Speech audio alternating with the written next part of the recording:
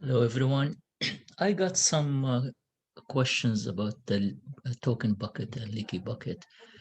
So I decided to record this short video to explain both concepts here.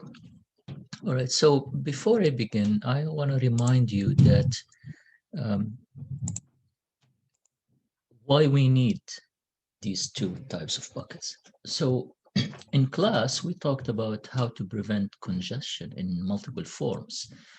And we talked about um, both shaping and policing of traffic. So what are shaping and policing?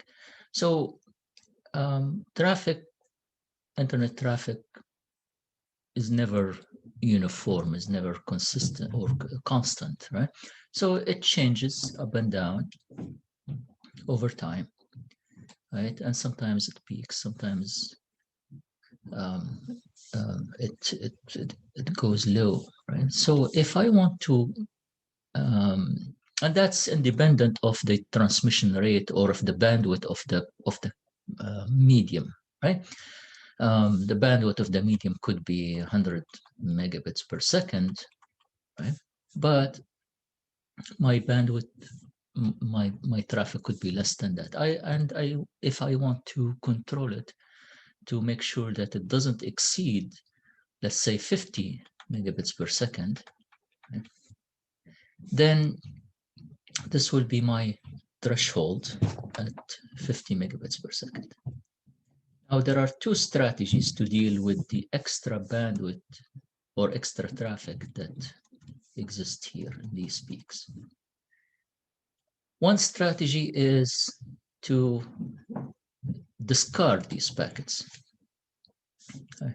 drop them. And that's what we call policing. Okay, the other strategy is to move these packets, maybe and delay them a little bit so that they take place here instead of the peaks. That's shaping, okay? So these are the general mechanisms. Discarding or policing and shaping are good in certain cases, but not in others. Of course, discarding the packets means that the upper layers has to deal with dropped packets and retransmit them again, all right? So that's, and if we're dealing with connection-less traffic, then they're going to be lost forever, right? Shaping is good, but increases the delay. If the packet was supposed to be sent at this point and it's sent here instead, then there is a delay. Okay, some applications don't care about the delay that much. If you're transferring a file, the file gets slower a little bit in transit, but no problem. But if you are dealing with voice or video, well, that's not a good idea. Okay, so in both cases, we use the buckets. Okay, so what is the concept of the bucket? So let's take the first one, which is the token bucket. Token bucket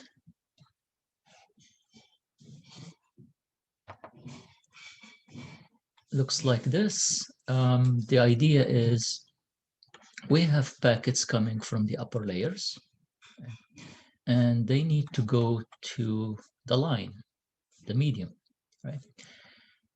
We control their rate by taking tokens out from the token bucket. So every time I need to send a packet, I'll say, well, how many bytes in this packet? 1,000. Okay, I'm gonna take out 1,000 from the bucket, and if there's enough tokens in the bucket, I'm gonna let them go. If there isn't enough, I'm just gonna deal with them in a different way. The different way could be discarding them altogether, or it could be marking them as lower priority. So the next hops will maybe have better options to deal with them. Okay, So that's continue. The tokens in the bucket will be added at a specific rate. So the token will be filled and packets will be coming from the upper layers. Here, if you look at this, as long as the rate of the data coming from the upper layers is less than R, then we will have all the packets going smoothly. Why? Because the rate of taking tokens out of the bucket is the same as the rate of, or less than the rate of adding more. Right? So let me explain that in a graph. Let's say again that this is my rate of replenishing the tokens in the bucket, right? And the green here is the rate by which the data is coming from the upper layers. So if the rate is lower than R, well, this means that I am filling the bucket faster than taking out tokens from it. Well, the bucket will increase until it spills over. I don't care about spilling over because the bucket has a constant size, right? Okay, what happens if suddenly the rate goes up? So the rate of the data coming from the upper layers is more than the rate of filling the bucket.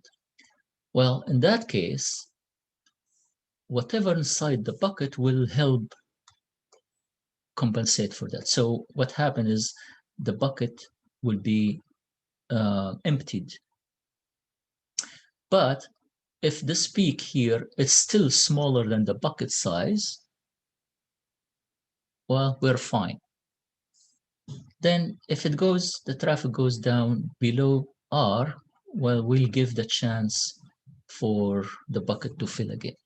So why we're doing this? We're doing this so that on average, if we maintain on average, if we average all of these peaks and valley and we get traffic that's below R, we're fine. Right? We're going to be fine. All the data will be leaving. Right? If the data continue to be higher than R for longer period of time, then we will get to the point where we start discarding packets because now we are sending data from the upper layers more than R. Okay, so the bucket here helps regulate the traffic. At the same time, it doesn't have a rigid way of saying, if we don't use the bucket, then what it means that every time we have this peak, we'll discard it. Right? Say, oh, no, you exceeded R, so I'm gonna drop the packet. That's too rigid a mechanism. But if we use the bucket, then we allow for occasional bursts because all of our traffic in the network is bursty. It's nothing constant, right?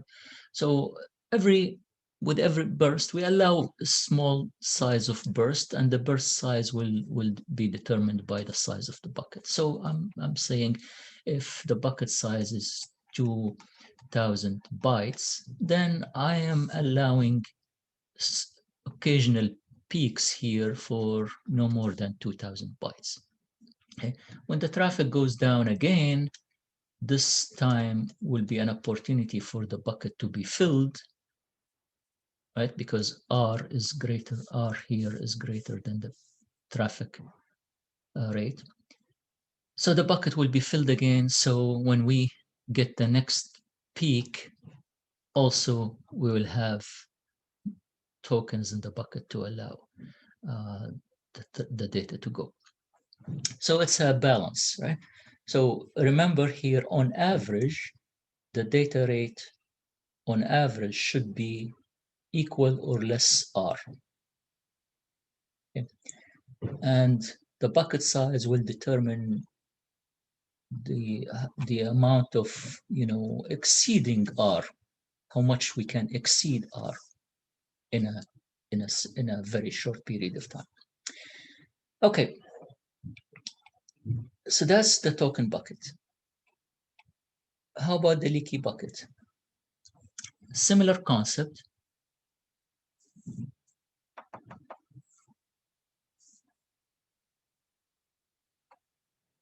So the leaky bucket, the data comes from the top, not tokens. Data comes from the top at any rate. We'll call the rate, data rate is D here. And what comes out is R. And the bucket size would be L.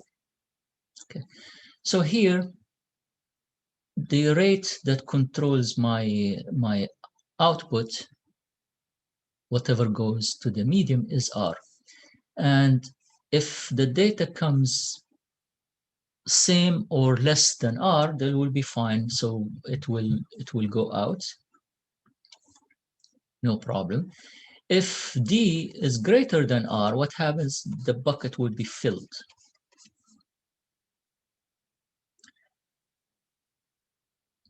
If D is higher than R for a few minutes, for a short period of time, then the bucket will be filled a little bit, and then later it will be empty. But if D continues to be R for a longer period of time, what happens is the data will be spilled.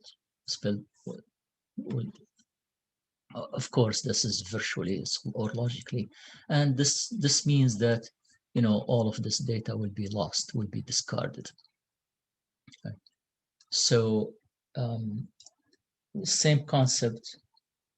Both allow for the bucket to be, or the data rate to be controlled by R here. And if I have a little bit of data exceeding the rate, that will be fine. The bucket will be filled, and then it will go slowly out to the median, right? And then when the data rate goes down below R, it will get chance for the bucket to empty in this case, right? So here we empty the bucket, and then when it goes up again, this bucket is filled. As long as it's not filled to capacity, this data will be allowed to leave at lower rate, at R rate later on. So this will the amount here will be determined by the size of the bucket. So hopefully this explains the two concepts, and that's it. I think nothing else to it.